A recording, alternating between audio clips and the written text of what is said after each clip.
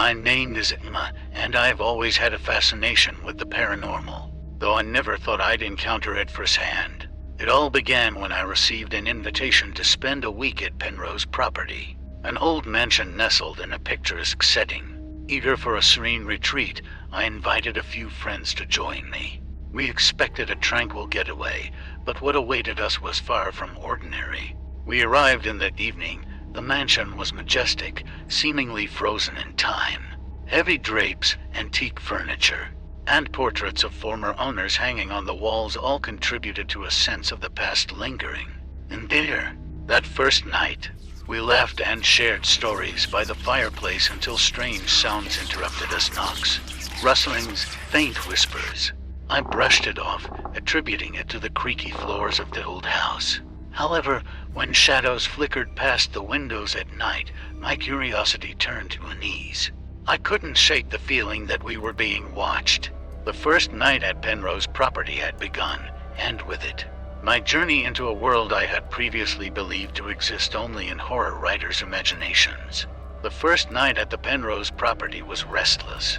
As we settled into our rooms, the house seemed to awaken with us. The strange sounds we had heard earlier intensified. There were inexplicable knocks on the walls, creaks as if someone was pacing the hallways, and whispers that seemed to come from nowhere.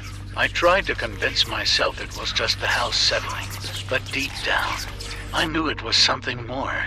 My initial skepticism slowly morphed into stress.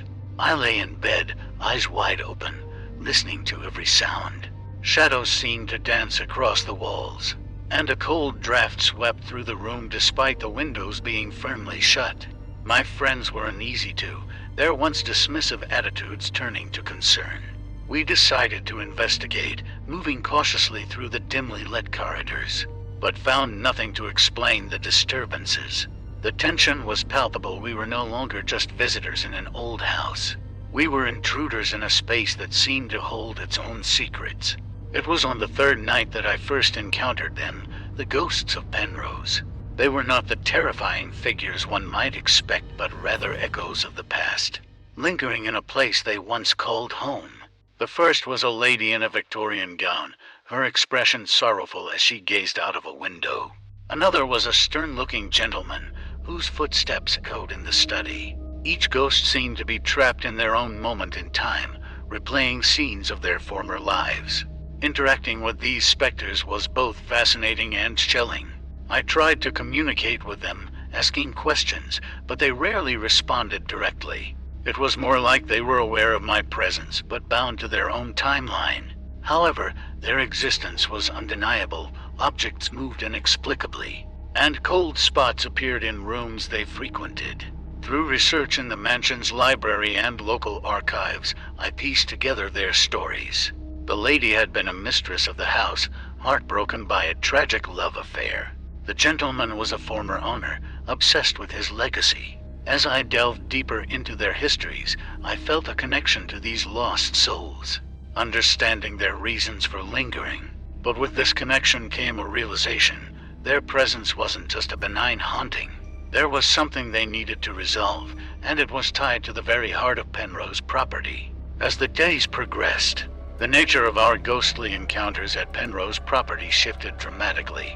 It was no longer just about fleeting glimpses and eerie sensations. Objects connected to the ghostly tales, a locket belonging to the Victorian lady, a fountain pen of the stern gentleman, began to disappear or move inexplicably. We would find them in odd places, as if they were being used by invisible hands.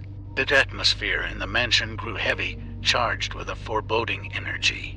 I felt a deepening sense of horror and helplessness, a realization that we were not just dealing with harmless spirits, but entities capable of influencing our physical world. My nights were plagued with nightmares, and my days filled with anxious investigations. The once intriguing adventure turned into a desperate search for answers, for a way to appease the restless spirits. Determined to find a resolution, I delved deeper into the history of the Penrose Property. The key came unexpectedly when I discovered a hidden basement beneath the mansion. It was a place shrouded in darkness, holding the essence of the house's grim past. Inside, I found old diaries, letters, and artifacts that unraveled the tragic history of Penrose. The Victorian lady, it turned out, had been wronged by the stern gentleman, leading to a cascade of misfortunes that tainted the house. Their stories were intertwined with betrayal, unrequited love, and a quest for redemption that never came. The basement also revealed a more sinister aspect. It contained symbols and references to occult practices, suggesting that the gentleman had dabbled in something far beyond his control, binding the spirits to the house. It was this revelation that led me to understand the nature of our ghostly hosts. They were not just trapped by their past, but also by a malevolent force unleashed by the gentleman's experiments with the supernatural. Armed with this knowledge, I knew that to free the spirits and ourselves from the haunting, we would need to confront the legacy of the past and undo the bindings that held these souls in torment. The solution lay in the very heart of the Penrose secrets, and it was up to me to unlock it. Confronting the truth in the basement, I knew it was time to face the main ghost, the stern gentleman, the orchestrator of this haunting. Gathering my courage, I sought him out in the study, where his presence was strongest. The air grew colder as I spoke directly to him, acknowledging his past deeds and the pain he had caused.